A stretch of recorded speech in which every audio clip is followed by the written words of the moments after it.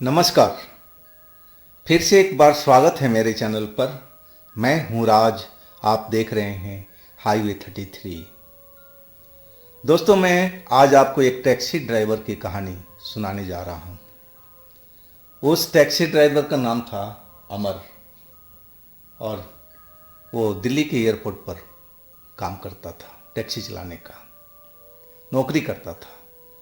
और पीछे वो यूपी उत्तर प्रदेश जिला जौनपुर का रहने वाला था। इस घटना को लगभग 20 साल तो बीती चुका है। तो चलिए शुरू करते हैं इनकी ये कहानी। लेकिन दोस्तों, अगर आप मेरे चैनल पर पहली बार जुड़े हैं और अभी तक मेरे चैनल को सब्सक्राइब नहीं किया है तो प्लीज़ कर लीजिए और बेल आइकन को दबाना ना भूलिएगा। तो शुरू करते हैं आज की कहानी। दोस्तों, मेरा नाम अमर है। वैसे तो पूरा नाम अमरनाथ है, लेकिन लोग बाग मेरा जो मेन नाम था अमर के नाम से ही ज़्यादा जानते थे। अमरनाथ कोई जानता ही नहीं था। ये नाम तो मेरे गांव में ही चलता था। मैं जौनपुर ज़िला उत्तर प्रदेश का रहने वाला था और मैं अपने रिश्तेदारों के साथ दिल्ली में आया था और टैक्सी चलाने का काम करने लगा था, नौकरी करने लगा था। अपनी कोई टैक्सी तो थी नहीं। अब जो भी मिलता था उसी में हम गुजारा करते थे और पैसा अपने मम्मी पापा को भेज देते। हमारे साथ जो हमारे रिश्तेदार थे वो भी उसी मालिक के पास टैक्सी चलाने का काम करते थे और हम लोग एक ही कमरे में रहा करते थे। एक सर्दी की रात थी। रात तो नहीं थी लेकिन शाम जरूर थी। हमें टैक्सी का नंबर लगा करके एयरपोर्ट पर खड़ा था ताकि सवारी मिले तो हम उस सवारी को छोड़ करके आएँ और उसके बाद मेरी ड्यूटी ख़त्म हो जाती। लेकिन जो सवारी मिली वो मिली बहुत दूर की। वो भी यूपी की सवारी थी और लगभग एयरपोर्ट से 200 किलोमीटर का वो रास्ता था। लेकिन अब जो किस्मत में था वो तो कोई टाल ही नहीं सकता है। मैं तो सोचा था कि कोई छोटी सवारी मिलेगी कि जल्दी मैं अपना काम निपटा करके और अपने घर पर चला जाऊंगा आराम करने के लिए। लेकिन ये तो पूरी रात की सवारी हो गई थी। अब मैं जब उसके गांव पहुंचा तो आधी रात तो हो चुकी थी और वो सवारी जो थी वो फौजी लोग थे। अब मेरी इस ड्राइविंग से बहुत खुश थे। वो कहने लगे कि तुम्हारी उम्र तो इतनी नहीं है लेकिन तुम गाड़ी बहुत बेहतरीन चलाती हो। मैंने देख लिया भाई, तुमने तो बिल्कुल आराम आराम से गाड़ी और सही बिल्कुल गाड़ी चलाई है। और वो बहुत खुश हुए थे। किराए के अलावा उन्होंने कुछ पैसे मुझे इनाम के तौर पर दिए, जबकि मैं उनको मना कर रहा था कि नहीं साहब रहने दीजिए, लेकिन वो नहीं माने और साथ में एक दारू का बोतल भी दिए। हालांकि मैं कभी कभी दारू का सेवन कर लेता था अपने रिश्तेदार के साथ में, लेकिन मैं ऐसा नहीं था कि मैं रोज़ दारू पीने वाला बंदा था। ऐसी कोई बात थी नहीं। यानी कि इतनी कमाई कहाँ से थी कि हम दारू खरीद करके हम पिए। बड़ी मुश्किल से तो गुजारा होता था। कुछ पैसे हम लोग अपने यहाँ खाने पीने में खर्च करते थे, किराए में खर्च करते थे मकान का, और बाकी पैसा मैं अपने घर वालों को भेज देता था। तो ये तो शौक़ मैंने पाली नहीं हुई थी। लेकिन जब दारू मिल गई तो मुझे खुशी ज़रूर हुई। खुशी इसलिए हुई कि ये दारू की बोतल मैं अपने उसी रिश्तेदार को दे देता ताकि वो खुश हो जाता। मेरे कोई पीने की तमन्ना नहीं थी। अब दारू का बोतल तो मैं रख लिया था अपनी गाड़ी में। अब फिर मैं वहाँ से अपने रास्ते निकलने लगा। हालांकि वो जो फौजी लोग थे वो कहने लगे कि आज रात यहीं पर रुक जाओ, आधी रात हो चुकी है, आराम कर लो यहीं पर और सुबह तड़के निकल जाना। लेकिन मैं कहने लगा साहब अब निकल जाऊँगा तो ही बढ़िया है कि सुबह सुबह अपने घर पर पहुँच जाऊँगा और 2-4 घंटा आराम करने को मिल जाएगा। अगर मैं यहाँ से सुबह में निकलूँगा तो कितने बजे पहुँचूँगा, मालिक गुस्सा हो जाएगा। अब फिर मैं चल पड़ा था। मैं जब कुछ किलोमीटर चल पड़ा, अब गांव देहात का तो रोड आप लोग जानते ही हैं, पतली होती है, एक गाड़ी बहुत मुश्किल से चल पाती है और उसके बीच में कोई दूसरी गाड़ी आ जाए तो आफत ही आ जाती है। हमें साइड देखना होता है कि कहाँ पर गाड़ी को रोका जाए कि दूसरी गाड़ी निकल सके। और अचानक ना जाने कहाँ से मेरे पीछे एक तेजी से ट्रक आती हुई दिखाई दी और वो इतना तेजी में था कि हॉर्न पर हॉर्न हॉर्न पर हॉर्न बजाया जा रहा था और उसको लग रहा था कि जैसे मैं अपनी गाड़ी को उठाकर साइड में रख दूं कहीं पर और वो आगे निकल जाए। अरे भाई, रास्ता होगा, जगह होगा, तभी तो मैं पास दूंगा। अब मैं भी अब तेज चलाने लगा था कि कहीं रास्ता देखूं, खुली जगह तो वहाँ पर इसको आगे निकलने दूं, लेकिन जगह बिल्कुल मिल नहीं रहा था। कुछ देर तक मैं चलता रहा। अब वो गाड़ी बिल्कुल जैसे मेरी टैक्सी में चिपकाई जा रहा था। मुझे लगा कि कहीं ये ठोक न दे। अब मैं थोड़ा डरा हुआ था। ये कि गांव खेड़े की बात थी और ये भी ट्रक मुझे जो दिखाई दे रहा था बहुत पुराना ट्रक था। वैसे ट्रक तो मैंने बहुत कम ही देखे। सिंगल डाला का ट्रक था और पुराना मॉडल था, लेकिन इतना तेज कैसे चल रहा था मुझे कुछ समझ में नहीं आ रहा था। हाँ, मैं ड्राइवर को देखने की कोशिश किया कि भाई कौन है जो इतनी तेज़ी से इस खटारा ट्रक को चला रहा है, लेकिन ड्राइवर मुझे कोई नज़र नहीं आया। मैं बहुत कोशिश किया कि देखूं उसको, लेकिन दिखाई नहीं पड़ा। खैर, मैं सोचा कि अंधेरा है अंदर में, इसलिए दिखाई नहीं दे रहा। हाँ, मैं अब तेज़ी से और अपनी टैक्सी बढ़ाने लगा कि कहीं उचित जगह देख करके इसको मैं निकलने का रास्ता दूं, लेकिन रास्ता तो हमें मिला नहीं, जगह नहीं मिली। अब कुछ दूर चलने के बाद में एक जगह मुझे दिखाई दी। अब मैंने उस जगह पर अपना गाड़ी साइड में कर लिया ताकि वो अपना ट्रक लेकर के निकल सके। लेकिन अब मैं देखने लगा पीछे में तो ट्रक उसका नज़र नहीं आया। ना जाने कहाँ पर रह गया वो। मैं वहाँ पर 10 मिनट तक इंतज़ार किया था कि अगर वो पीछे भी रह गया हो तो फिर वो आ जाए और आगे निकल जाए, तब मैं निकलूँगा। लेकिन 10 मिनट के बाद भी वो नज़र नहीं आया। तब मैं अपनी टैक्सी को फिर आगे की तरफ बढ़ाने लगा। आगे भी एक छोटा सा गांव था और गांव के बीच से ही वो रोड निकल रही थी। आखिरी घर को उस गांव को मैं पार कर लिया था और जब गांव से बाहर निकला तो बाएं साइड में कुछ हलचल सी दिखाई दी। लगा कि वहाँ पर रोशनी है। अब मैं जब ध्यान से देखने लगा तो वहाँ पर कुछ लोग मुझे दिखाई देने लगे, जिनमें से तो एक लड़की थी और एक बुजुर्ग व्यक्ति था और उनके पास में एक लालटेन रखा हुआ था जमीन पर। जब और पास गया तो वो लड़की मुझे रोकने की इशारा कर रही थी, गाड़ी रोकने की। मैंने देखा कि उसके पास में एक सूटकेस भी था।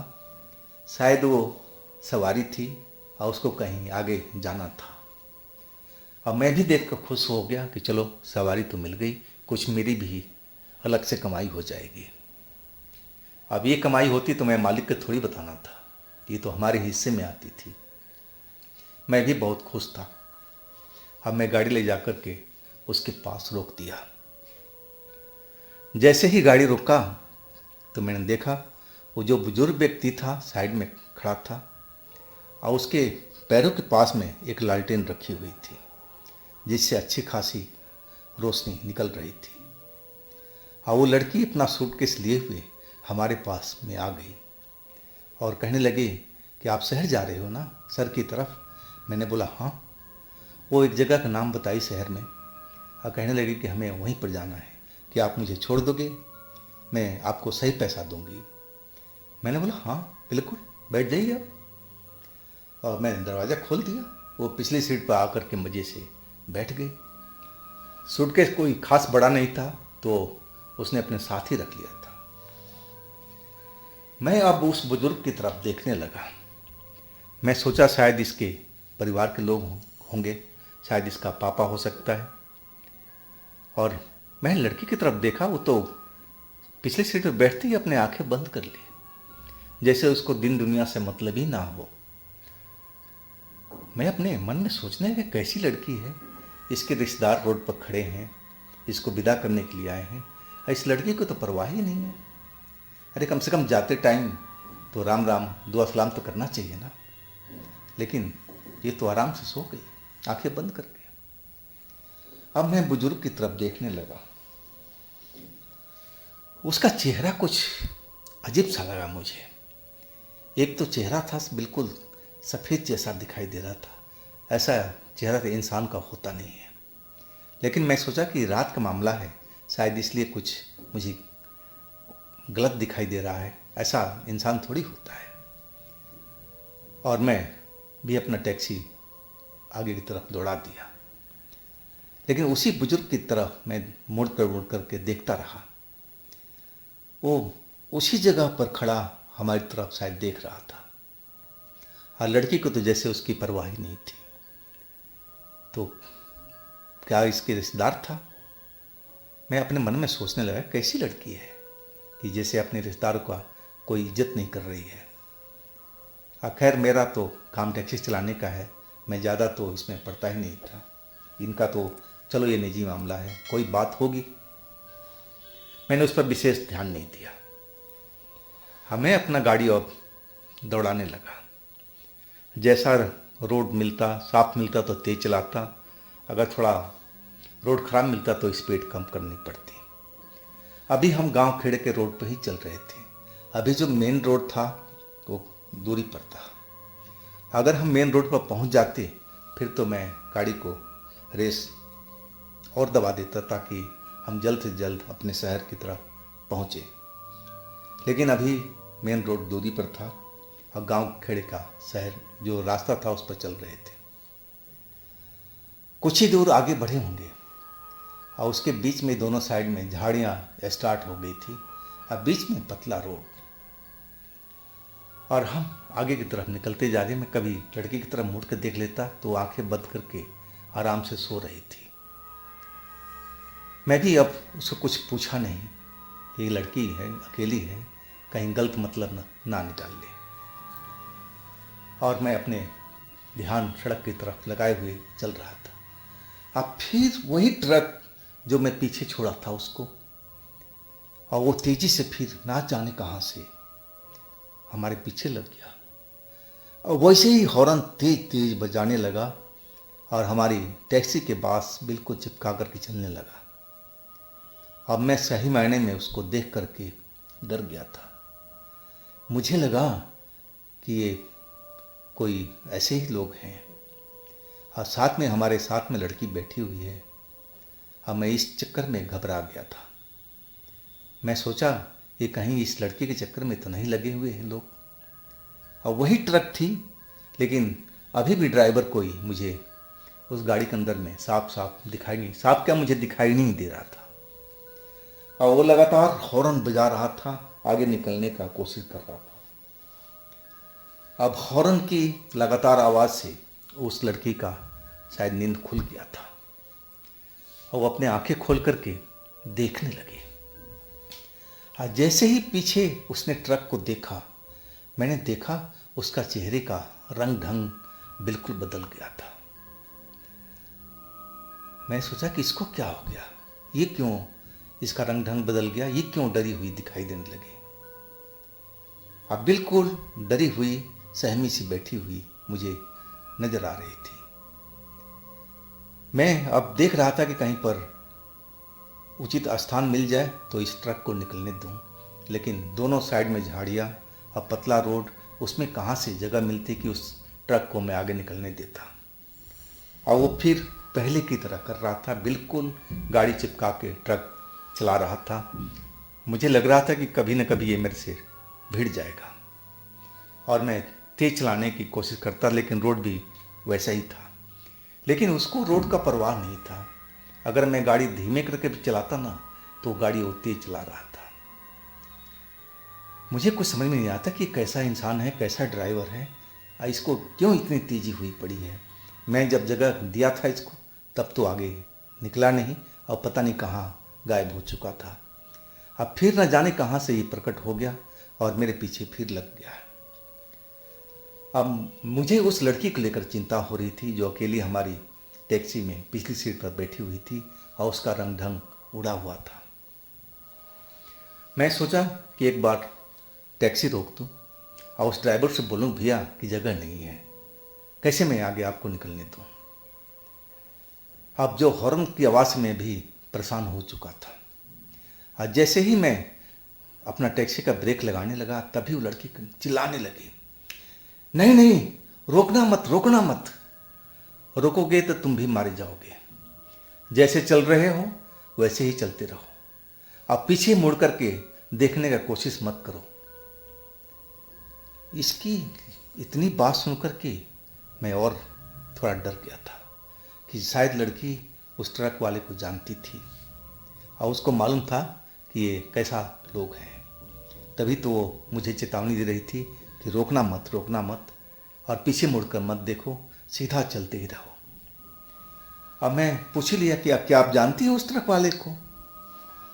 वो सर हिलाई और बोली, हाँ मैं उसको अच्छी तरह से जानती हूँ, तुम रुको मत और तुम सीधा चलते रहो। आप ये समझ लेना कि तुम्हारे पीछे कोई ट्रक नहीं है। अगर तुमने रोक लिया और जब तक तुम पीछे मुड़कर देखते रहोगे वो ट्रक तुम्हारे साथ चिपका चलता रहेगा। अगर तुम रोक लिए ना तो तुम्हारी जान की आफत आ सकती है। अब क्या बात था, ऐसी वो लड़की बोल रही थी। मैं कहने लगा कि ऐसा क्यों है, कौन है ट्रक ड्राइवर। वो लड़की कहने लगी कि देखो इसके बारे में ना जानो तो ही बेहतर है, आप गाड़ी चलाते रहो, अभी जब उचित टाइम होगा तो मैं ज़रूर तुम्हें बताऊंगी। आप चलाते रहो गाड़ी को, आप पीछे देखने का कोशिश मत करो, ना तुम देखोगे ना तो ट्रक अपने आप कहीं चला जाएगा, वो नज़र नहीं आएगा। और जब तक तुम मुड़ मुड़ कर देखते रहोगे ना वो ट्रक तुम्हारे साथ साथ चलता रहेगा और हो सकता है कि तुम्हें वो नुकसान भी पहुंचाए। अब इतनी बात सुनकर के मैं और डर चुका था, खौफ में आ चुका था कि ये क्या भला है ट्रक, कैसा है ट्रक ड्राइवर, कौन है ये लोग। अब मैं लड़की की बात को समझ चुका था कि मुझे रोकना नहीं है, मुझे आगे ही बढ़ना है और पीछे मुड़ करके उसको देखना भी नहीं है। तेज तेज मैं अब अपने ट्रक को और चलाने लगा। जैसा रास्ता था, अब मैं गड्ढा भी आता ना तो रोकने की, कम स्पीड करने की कोशिश नहीं करता था ताकि जल्दी से जल्दी उस ट्रक से पीछा छुड़ाया जाए। लेकिन मेरी जो गाड़ी थी अचानक धोखा दे दिया और एक झटके में हमारी गाड़ी का इंजन रुक गया। अब जैसे ही गाड़ी का इंजन रुका, अब मैं समझ गया कि हमारी आफत आने वाली है। अब मैं दोबारा इंजन स्टार्ट करने लगा, लेकिन इंजन जो हमारा था स्टार्ट होने का नाम ही नहीं ले रहा था। और लड़की कह रही कि ये तुमने क्या किया, ये तुमने क्या किया, गाड़ी क्यों बंद कर दी, अब तुम भी नहीं बचोगे और मैं भी नहीं बचूंगी, हम दोनों के दोनों मारे जाएंगे, ये तो तुमने गलत कर दिया, जल्दी से गाड़ी स्टार्ट करने की कोशिश करो, यहाँ से भगाओ। लेकिन गाड़ी तो बिल्कुल स्टार्ट होने का नाम ही नहीं ले रही थी। मेरा रहा सा जो खून था शरीर के अंदर में जो दौड़ रहा था, अब लगने लगा कि पूरा खून ठंडा हो रहा है। अब मैं एकदम पसीने पसीने हुआ पड़ा हूँ, डर के मारे ऐसा मेरा हालत हुआ पड़ा था। दिल की धड़कन काफ़ी तेज तेज हो गई थी। और वो जो ट्रक वाला था अब हमारे पीछे अपना ट्रक रोक दिया था, लेकिन हॉर्न अभी भी उसका बजता जा रहा था। अब मैं उसकी तरफ देख नहीं रहा था, लेकिन महसूस जरूर कर रहा था। और वो लड़की बिल्कुल घबराई हुई थी और कह रही थी कि तुम जल्दी करो ना, ट्रक वो अपना कार स्टार्ट करो, जल्दी करो। लेकिन गाड़ी तो स्टार्ट नहीं हो रही थी। और उसी वक्त में वो ट्रक जो रुका हुआ था पीछे, अब उसमें जो ड्राइवर का दरवाज़ा था वो खुला और उसमें से एक काला आदमी लंबा साइज का उतर के हमारे गाड़ी के पास आकर खड़ा हो गया। जब हमारी खिड़की पर वो पहुंचा तब मैंने उसको अच्छी तरह से देखा।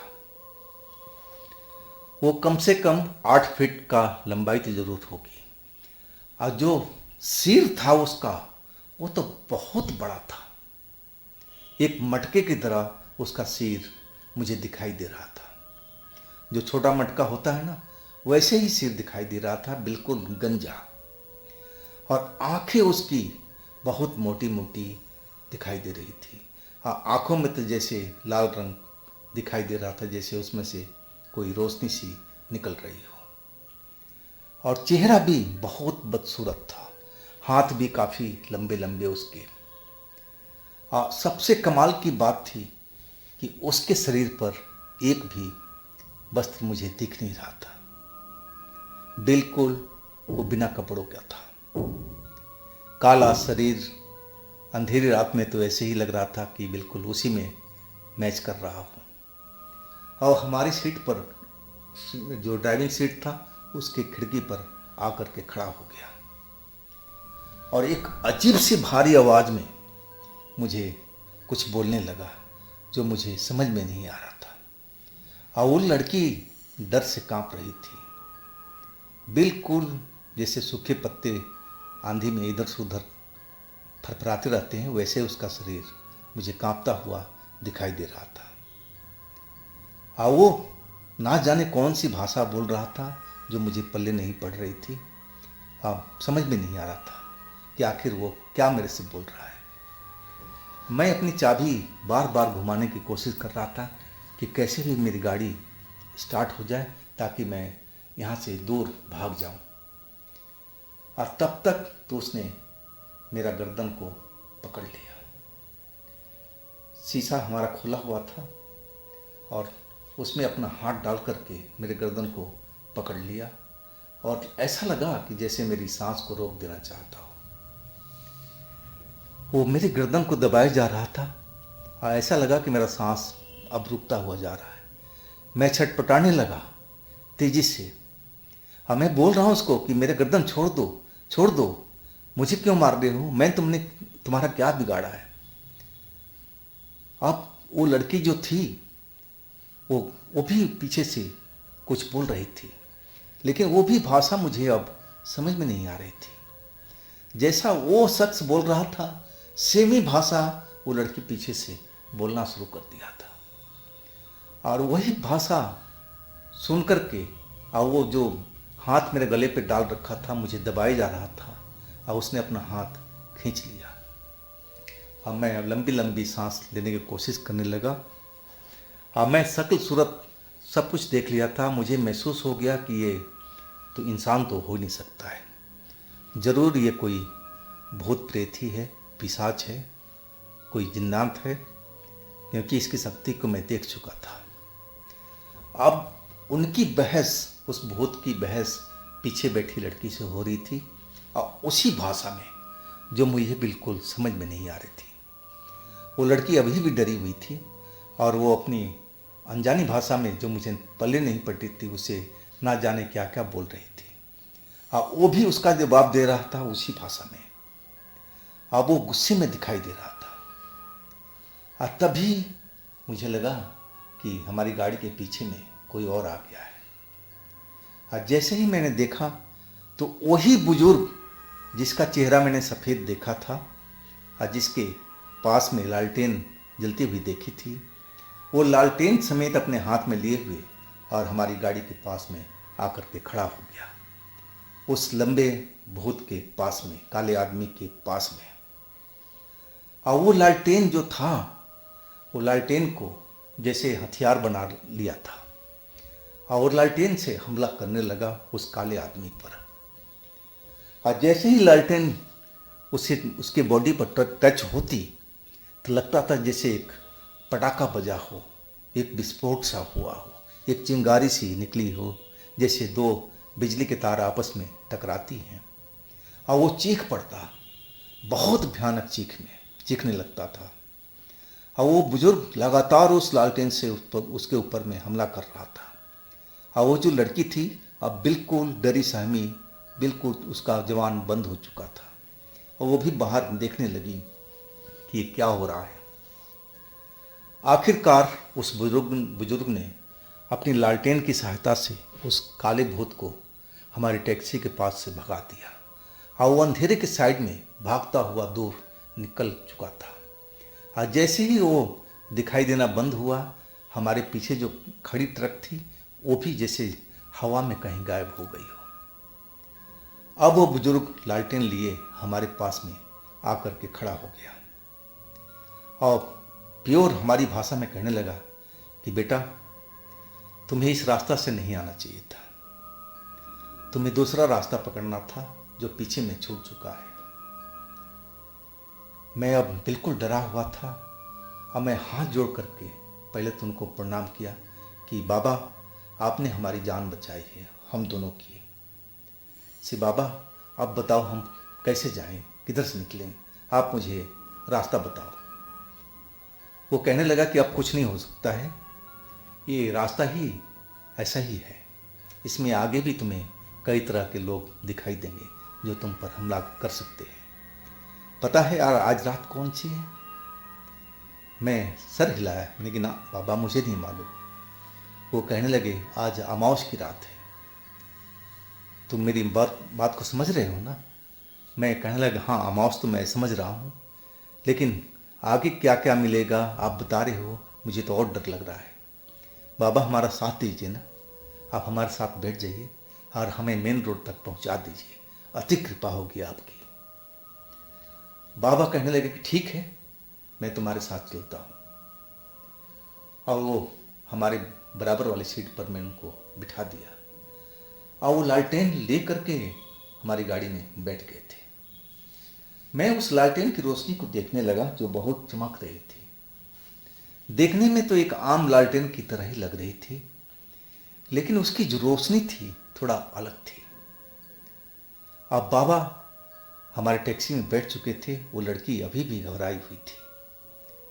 मैं तो समझा था कि बाबा उसी की बेटी है, लेकिन वो तो कुछ अलग ही लड़की निकली थी। ना जाने कौन थी और बाबा से कोई रिश्ता था कि नहीं था, मुझे कुछ भी नहीं मालूम। लेकिन मैं अब उस बुजुर्ग की कृपा से, उनकी सहायता से हम मेन रोड पर पहुंच गए थे सकुशल।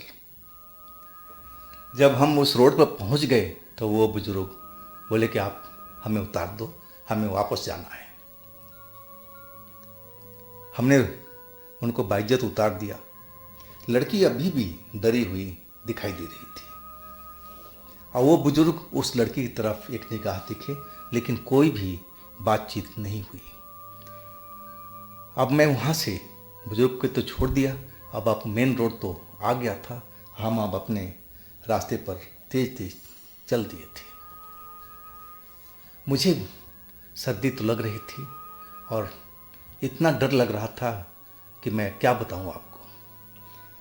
मुझे अब चाय की सख्त ज़रूरत थी। अब तो मेन रोड पर थे हम। अब मैं सोच रहा था कि जल्दी से मैं किसी एक ढाबे पर पहुंचूं और वहाँ पर जा कर के गरम गरम चाय पीऊँ, तब जाकर मेरा जो हिलना डुलना कांपना डर है थोड़ा कम होगा। इतना मैं डरा हुआ था और ऊपर से सर्दी। और मैं जब कुछ दूर चलने के बाद में एक होटल नज़र आया, ढाबा नज़र आया, और जब मैं वहाँ पहुँचा और ढाबा देखा तो मेरी जान में जान आई। अब मैं जा कर के वहाँ पर अपनी टैक्सी रोका और रोक करके अब मैं बाहर निकला और फिर अंदर की तरफ मैडम को बोला कि मैडम आ जाओ, चाय पी लेते हैं, आप भी डरी हुई हैं, चाय की आपकी ज़रूरत है और सर्दी भी काफ़ी है। लेकिन जैसे ही मैं अंदर झांकने लगा तो मैं देखा तो पूरी टैक्सी खाली है। ना तो सूटकेस नज़र आ रहा है, ना लड़की। आखिर चलती टैक्सी में वो लड़की कहाँ गायब हो गई। सही मायने में मुझे लगा कि मैं वहीं पर गिर जाऊंगा और वैसा ही मुझे लग रहा था। चक्कर आने शुरू हो गए थे डर के मारे कि आखिर ये मेरे साथ में क्या हो रहा है। ये कौन सब लोग थे? वो ट्रक वाला, वो बुजुर्ग व्यक्ति और तीसरी ये लड़की। मुझे अब कुछ समझ में नहीं आ रहा था। मैं अब टैक्सी के पास से भागता हुआ ढाबे के पास पहुंच गया और उस ढाबे पे जो लड़का बैठा हुआ था रात के टाइम में, उससे बोला, भैया जल्दी से चाय हमें दे दो। चाय जब दे दिया, चाय पीते पीते मैं उस लड़के से पूछने लगा कि भाई तुमने कभी कोई भूत प्रेत को देखा है? वो हमारी तरफ घूर करके देखने लगा और कहने लगा कि भैया रात के टाइम में ऐसी बात नहीं करते, चुप हो जाओ, ऐसी बातें मत बोलो। अब मैं क्या बोलूँ कि हम मेरे साथ में क्या क्या हुआ है। और वो लड़का तो बिल्कुल मना कर रहा था कि इस विषय में बात भी मत करो। मैं सारी रात उसी ढाबे पर बिताया था। जब सुबह की किरण दिखाई देने लगी तब मैं अपने शहर की तरफ निकला था। जब मैं दिल्ली पहुंच गया अपने कमरे में, तो मेरा जो गांव का रिश्तेदार, जो भी रिश्तेदार था, उससे सारी बात बताया। वो मेरी बात पर तो कुछ देर विश्वास करता ही नहीं था, हंसने लगा। वो कहने लगा, क्या नौटंकी बता रहे हो, ऐसा कभी होता है? एक साथ तुम्हें 3 भूत दिखाई दे दिए? हमने तो पूरा जगह जगह घूम रखे हैं और हमें तो आज तक ऐसा कोई मिला ही नहीं। अब मैं उसको कैसे विश्वास दिलाऊं कि मेरे साथ में रात में क्या क्या हुआ था? लेकिन वो विश्वास नहीं किया। अब फिर मैं सोच दिया था कि अब बताना किसी से बेकार है, मेरी बात पर कोई विश्वास करेगा ही नहीं। तो दोस्तों, ये थी आज की कहानी। अगर आपके पास भी इस तरह का कोई कहानी है जो आप मुझे बताना चाहते हैं, सुनाना चाहते हैं, तो आप मुझे इंस्टाग्राम पर या मेरे व्हाट्सएप नंबर पर शेयर कर सकते हैं। और दोस्तों, मेरे दूसरे चैनल पर भी जाइए, उनमें भी अच्छी अच्छी कहानियाँ हमने अपलोड किया हुआ है। उस कहानी में आपको बहुत आनंद आएगा। तो एक बार उस चैनल पर ज़रूर विजिट कीजिए, उन कहानियों का आनंद ज़रूर लीजिए। इस चैनल को भी आपके प्यार की ज़रूरत है, तो लाइक कीजिए, सब्सक्राइब कीजिए, शेयर कीजिए। और फिर हम मिलते हैं अगले रोज़ एक नई तरह की कहानी में। आप लोग अपना बहुत ही ख्याल रखिएगा। नमस्कार।